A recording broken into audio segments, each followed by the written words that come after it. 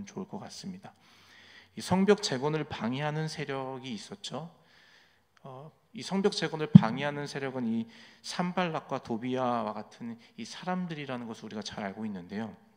그런데 이 성벽의 재건을 방해하는 세력이 외부에만 있었던 것은 아니었습니다. 유다 백성 안에서도 성벽 재건을 방해하는 세력이 있었던 것을 우리가 이 앞장들 5장과 6장의 내용들을 보시면 알 수 있게 되는데요. 특별히 유다에 있는 귀족들, 이 기득권 세력이라고 불리는 이 유다의 귀족들을 그 내부적으로 이 성벽의 재건을 방해하는 이 무리들 중에 하나였습니다. 이들은 성벽의 재건을 방해하는 그 도비아와 내통하며 동맹을 맺기까지 합니다. 그렇게 도비아와 가까워진 이 유다의 귀족들은 자연스럽게 이 느헤미야에게 도비아가 꽤 괜찮은 사람이다라는 이 호의적인 반응을 보여주면서 이 느헤미야를 설득하기까지 합니다. 어느 정도까지 호의적이게 되었냐면 느헤미야에게 도비아의 선행을 이야기하고 도비아의 입장에서 도비아를 변호하기까지 하는 그러한 지경까지 이르게 되는 것이죠. 도비아가 그렇게 나쁜 사람이 아닙니다. 느헤미야 총독님, 도비아가 꽤 괜찮은 사람이에요. 알고 보면은 진실한 사람이고 선한 일 많이 하는 사람입니다. 이렇게 도비아를 변호했던 것이죠. 도비아가 성벽 재건을 방해하는 이유는 합리적인 그만의 이유가 있어서입니다. 느헤미야 총독님, 그와 한번 얘기 좀 나눠보십시오. 이런 식으로 유다의 귀족들이 이 느헤미야에게 도비아를 변호하면서 도비아 입장에서 설득하려는 이 모습들이 있었다라는 것이에요. 어떻게 보면 이것이 합리적인 것 같아요.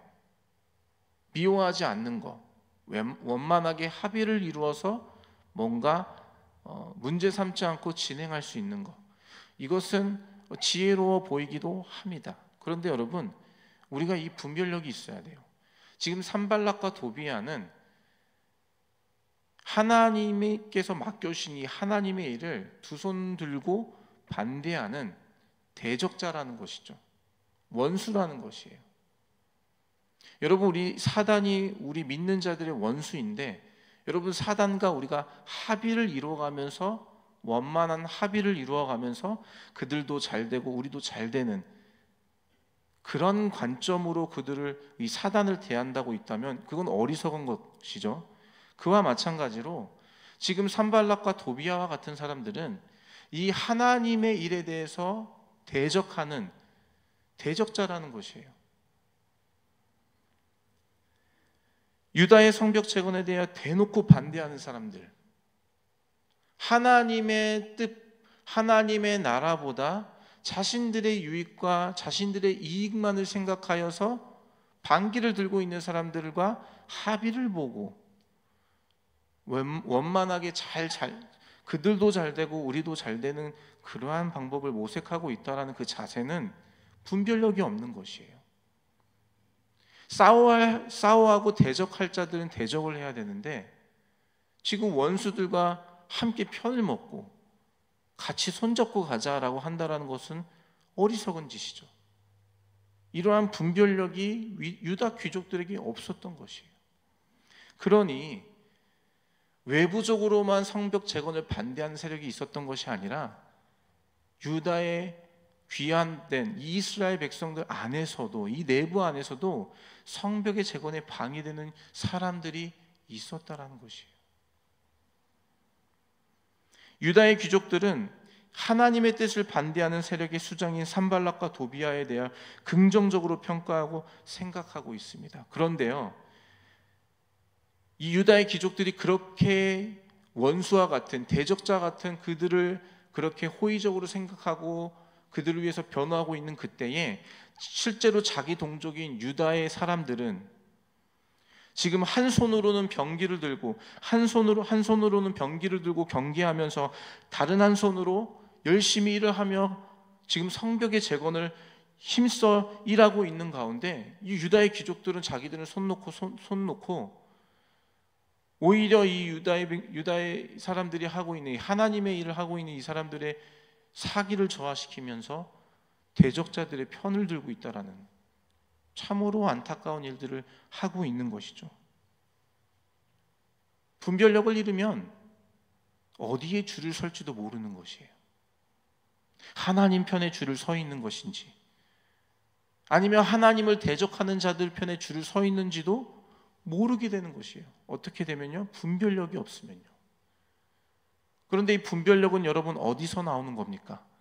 나의 경험에서 나오는 건가요?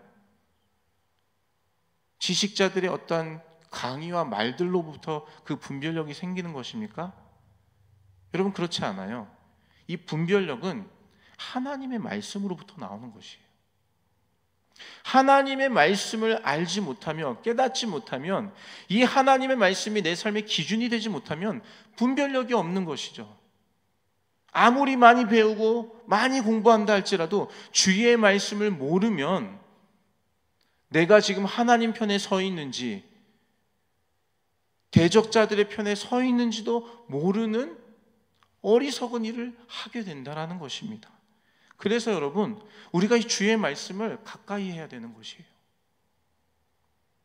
여러분, 세상이 그렇게 녹록하지 않다라는 거 저보다 여러분이 더 잘 알고 계실 것 같아요. 겉은 다 그럴듯해 보여요. 다 괜찮아 보여요. 그런데 그 속은 알 수 없잖아요.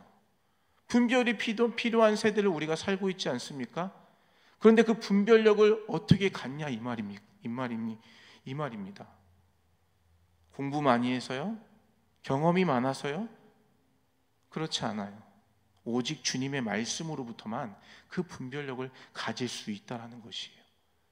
그래서 여러분, 주일날 한 번 나와 예배 드리는 걸로 우리의 신앙의 삶, 우리의 인생에 분별력이 생긴다라고 생각하시면 위험한 생각이라고 저는 생각해요. 하나님의 말씀을 묵상하고 하나님의 말씀을 깊이 상고함이 없다라고 한다면 여러분, 우리는 분별력 가질 수가 없어요. 예배의 자리는 찾아 나오지만 따로 구분하여 주의 말씀을 가까이 함이 없다면 여러분, 우리 인생의 분별력을 가질 수가 없다라는 것이에요. 내가 하나님 편에 서 있는지 대적자의 편에 서 있는지도 모르는 그런 어리석은 일이 남들 얘기가 아니라 어쩌면 우리 얘기가 될 수 있다라는 것이에요. 이처럼 외부에만 방해 세력이 있었던 것이 아니라 내부에도 방해 세력이 있었다라는 것이에요. 또 이뿐 아닙니다. 동족 간에, 이 유다 민족들 간에 동족 간에 문제들이 생기기 시작해요. 유다 백성 안에서도 그때 당시에 바벨론에서 귀환하여서 다시 예루살렘으로 온 자들이 1차, 2차, 3차 이렇게 나눠져서 살고 있었는데요. 그 유다 백성들 안에서도 빈부의 격차가 생기기 시작해요. 부한 자가 있고 가난한 자들이 있었다는 것이에요. 가난한 자들은 있는 자들에게 없으니까 이제 빌리게 되는 것이에요. 가지고 있는 땅이나 포도원을 저당 잡히게 되죠. 심지어 자기의 딸들, 자녀들을 저당 잡혀서 빌려오기도 하는 일들이 일어나게 됩니다. 그런데 이자를 내지 못하고 갚지 못하면 어떻게 됩니까? 내가 저당 잡힌 그것을 잃어버리게 되는 것이에요. 내가 저당 잡힌 내 땅을, 포도원을 잃어버리게 되는 것이에요. 그러한 이유 때문에 실제로 성경의 말씀에 유다 백성들이 크게, 특히 가난한 자들이 크게 원망하며 부르짖어요. 우리가 더 이상 살 수가 없다고. 이미 우리의 딸들, 우리의 자녀들을 다 우리 동족에게 빼앗겼다고.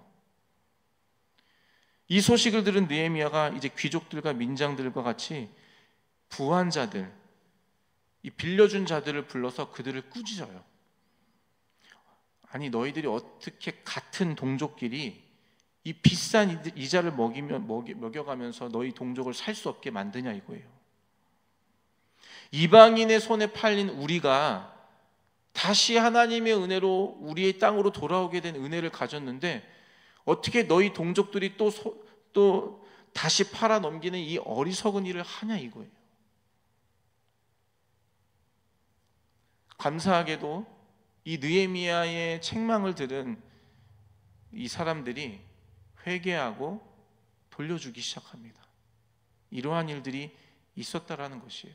그러니 성벽에 재건하는 일 가운데 여러분, 외부적인 산발락과 도비아의 방해뿐만이 아니라 온갖 어려움이 내부적으로도 있었다라는 것이에요. 유다 귀족들처럼 지금 대적자들의 편을 들고 있는 우리 안에 사람들이 있었고요, 이 안에서는 또 빈부의 격차로 인하여 혼란스러워서 동족끼리 팔아버리는 이런 어려운 일들이 있었다라는 것입니다. 그런데 그 모든 어려움에 이 느헤미야는 하나님 말씀 가지고, 하나님 주신 비전을 가지고 하나하나씩 이겨나가기 시작해요. 특별히 그가 이 어려움을 이겨나겠던 비결은 그때그때마다 주님 앞에 나가 기도하고 있다는 것이에요. 말을 뱉기 전에, 대답을 하기 전에 하나님 앞에 기도하며 묵상하며 대답할 거를 주님 앞에 여쭙고 하나님의 마음을 달라, 하나님께서 이것들을 해결해 달라, 그렇게 주님 앞에 간구하며 나아가고 있었다라는 것이에요. 그것이 바로 이 느헤미야가 이 수많은 어려움의 문제들을 다 제거하고 52일 만에 성벽을 재건할 수 있었던 그의 영성이라는 것이죠. 결국 52일 만에 성벽의 재건을 이루어냅니다. 그 내용이 바로 5장과 6장까지의 내용입니다. 그리고 나서 이제 7장의 내용에 들어오게 되는데요, 7장의 내용에는 어떤 내용들이 있냐, 이제 성벽의 재건을 이루고 나서 느헤미야가 중요한 일들 두 가지를 하게 됩니다. 성벽을 재건하고 가장 먼저 한 첫 번째 일은 그 성문을 관리하고 감독할 지도자를 세우는 일이었어요. 성벽은 재건을 했는데 성문을 아직 달지는 못하였었고, 성문을 달았어도 그것을 관리할 사람들이 필요했다라는 것이에요. 그런데 오늘 말씀 읽어보진 않았지만 7장의 2절 말씀, 7장 2절 말씀 우리 한번 같이 읽어볼까요? 7장 2절입니다. 7장 2절 같이 읽겠습니다. 시작. 내 아우 하나니야와 영문의 관원 하나냐가 함께 예루살렘을 다스리게 하였는데 하나냐는 충성스러운 사람이요 하나님을 경외함이 무리 중에서 뛰어난 자라. 아멘. 느헤미야가 이 성문을 관리할 사람을 뽑게 되는데요, 여기 말씀을 보시면 이 하나니와 하나냐라는 사람을 이제 세우게 됩니다. 특별히 이 하나냐라는 사람을 통하여서 성문을 관리하게 하는데요, 이 하나냐에 대한 소개가 바로 2절에 나와 있습니다.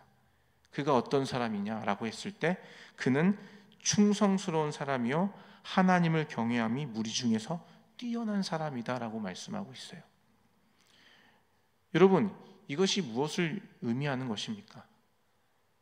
하나님의 일은 충성스러운 사람, 하나님을 경외하는 사람이 맞는 것이라는 것이에요. 실력이 있는 사람, 능력이 있는 사람, 가진 것이 많은 사람, 이런 내용이 있는 게 아니라 충성스러운 사람, 하나님을 경외하는 사람, 그 사람이 하나님의 일을 맡게 되는 것이라는 것이에요. 여러분, 이것은 다른 말로 무엇이냐면, 만약 저와 여러분이 하나님의 일을 맡고 있는 부분의 역할을 감당하고 있다면 주님께서 우리에게 요구하시는 것은 충성이요 하나님을 경외하는 것이라는 것이에요. 실력이 아니라, 능력이 아니라 순종함이고요, 하나님 말씀에 순종함이고 하나님께서 세우신 권위에 순종하는 그 충성이 필요한 것이고요, 하나님을 경외하고 하나님을 존중히 여기는 그 마음이 하나님께서 하나님의 일을 하는 사람들에게 요구하시는 것이라는 것을 성경이 우리에게 말씀하고 있다는 것입니다. 어떤 분들은 이 목사님께서 일을 맡기시는 때가 있는 것 같아요. 권사님, 집사님, 이번에 이 일을 좀 맡아주시면 감사하겠습니다. 그러면 그분들이 하나같이 대답하시는 게 이런 대답인 것 같아요. 겸손하게 대답하신다고 하시는 것 같은데, 목사님 제가 실력이 없어서요. 목사님 제가 그럴 만한 능력이 없어요. 이게 여러분 겸손한 것 같은 대답처럼 들려지시죠? 제가 실력이 없어서요. 능력이 없어서요. 이게 겸손한 말 같지만 여러분 이게 겸손한 말이 아니에요. 하나님께서 찾으시고 요구하시는 이 일꾼의 조건은 실력과 능력이 아니라 충성이라는 것이에요. 충성. 하나님을 경외함이라는 것이에요. 그런데 그래서 지금 목사님이나 사역자들이 요구하시는, 기대하시는 게 충성해 주십시오. 하나님을 경외해 주시는 그 자리에서 본을 보여주십시오. 이렇게 요구하고 계시는데 지금 다른 대답을 하고 계시는 거예요. 실력이 없어서요. 능력이 없어서요. 지금 그걸 물어본 게 아니거든요. 여러분, 주님의 일은 실력과 능력으로 하는 거 아닙니다. 물론 그것도 필요하지만 그것이 먼저가 아니라는 것이에요. 믿음으로 하는 것이고요.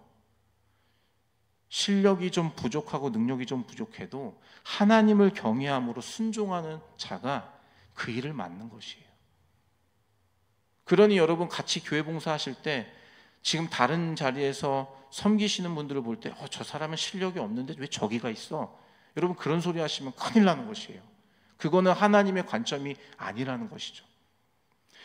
실력이 좀 부족하고 능력이 좀 부족해도 그 자리에서 충성하면서 하나님을 경외함으로 그 일을 감당하고 있다면 여러분 그것은 하나님의 관점에서 잘하고 계시는 일이라는 것이에요. 우리의 이 시야가 바뀌어야 된다는 것이죠. 여러분, 찬양팀이 앞에 나와서 찬양하는 자들이 찬양을 잘해서 여기 나와 있는 게 아니에요. 하나님을 향한 마음이, 그 마음이 있기 때문에, 하나님께 충성하고 주님을 경외하는 마음이 있기 때문에 그 자리에서 찬양하는 것이에요. 만약에 실력으로 우리가 찬양팀을 뽑았다면 우리가 페이를 들여서라도 저기 솔리스트를 모셔다가 이 자리에 세워야 되지 않겠습니까, 여러분? 근데 교회는 그렇게 운영되지 않잖아요. 왜요? 하나님의 일을 맡는 자들에게 요구되는 것은 실력과 능력이 아니라 충성과 하나님을 경외함이기 때문이라는 것이에요. 여러분, 주님의 일을 감당할 때 충성된 자가 되시기를 주님의 이름으로 축복합니다.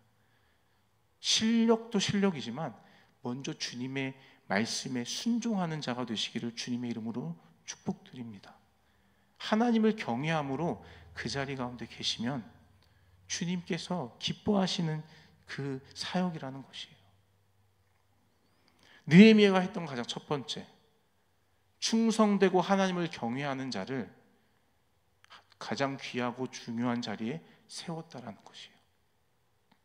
두 번째, 느헤미야가 했던 두 번째는 하나님의 말씀대로 잘못된 것을 조정하기 시작합니다. 오늘 본문의 말씀에 보시면 오늘 본문 61절이죠. 61절에 이렇게 말씀하고 있습니다.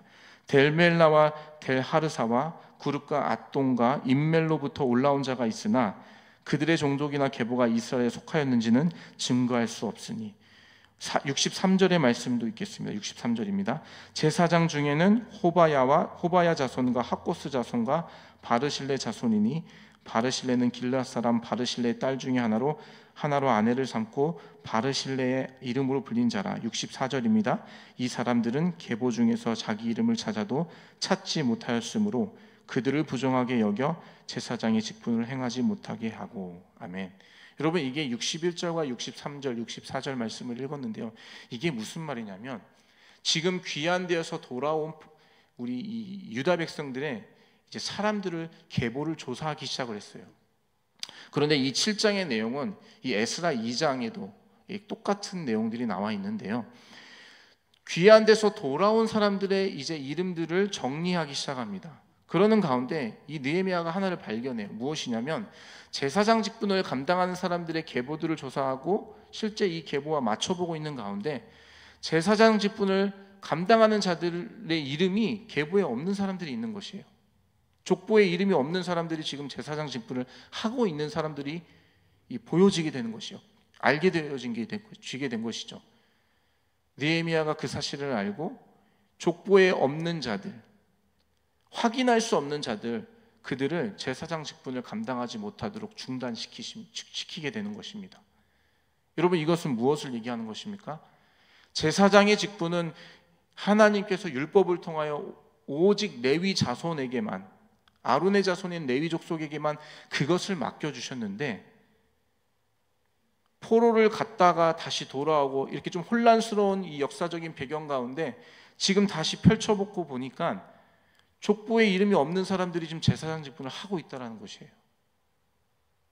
하나님의 말씀을 어기게 되는 것이죠. 그걸 발견하고 이 느헤미야가 그것을 조정하고 바로잡기 시작합니다. 그들로 하여금 제사장 직분을 멈추게 하고 우림과 둠밈을 가진 제사장이 세워지기 전까지, 하나님의 말씀대로 제사장이 온전하게 세워질 때까지 그 일들을 중단시킨다라는 것이죠. 여러분, 이것은 무엇을 의미하는 것입니까? 하나님의 말씀을 기준으로 지금 느헤미야가 모든 것들을 성벽 재건이든 다시 이 유다 공동체를 세워가는 이 모든 일들에 하나님의 말씀이 기준이 되었다라는 것이에요. 좋은 게 좋은 거지. 이미 시작했는데 그냥 이 사람들까지는 하게 놔두고 그 다음부터 우리가 이거 지킵시다, 이렇게 할 수도 있는 거 아니겠습니까? 그런데 느헤미야는 하나님의 말씀을 우선순위 했기 때문에 그것들을 다 뒤로 젖혀두고, 아닙니다, 주의 말씀대로 우리 합시다, 중단시키고 바로 제사장을 세우는 일들에 힘을 다했다라는 것이에요. 느헤미야가 성벽이 재건되고 나서 이 두 가지 일을 했다라는 것, 충성되고 하나님을 경외하는 자를 중요한 요직에 세웠고요, 또 하나는 주의 말씀대로 제사장의 직분을 감당하는 자들 중에 계보가 없는 자들, 이름이 그 계보 안에 없는 자들 제하고 다시 말씀대로 제사장을 세웠다라는 것입니다. 이것이 바로 느헤미야가 가진 영성이고 그가 가진 리더십이라는 것이에요. 저와 여러분, 오늘도 우리가 부름받은 자녀로, 그리스도의 자녀로 이 땅을 살아가실 때에 우리의 삶의 기준이 무엇입니까? 우리의 경험입니까? 우리가 지금까지 살아왔던 이민 생활의 경험으로 우리가 그 기준으로 살고 계십니까? 그렇다면 그 기준이 하나님의 말씀이 되어야 될 줄로 믿습니다. 오직 주님의 말씀만이 우리의 삶의 기준이 되었을 때에 우리 안에 있는 모든 어려움과 혼란하고 얽히고 섞여 있는 모든 문제들이 하나님의 말씀을 기준으로 나아갈 때에 해결되고 정돈되고 질서 있게 자리를 잡아갈 줄로 믿습니다. 오늘 우리의 삶에 이 느헤미야와 같이 하나님의 말씀을 기준으로 살아가는 저와 여러분 되시기를 주님의 이름으로 축복합니다.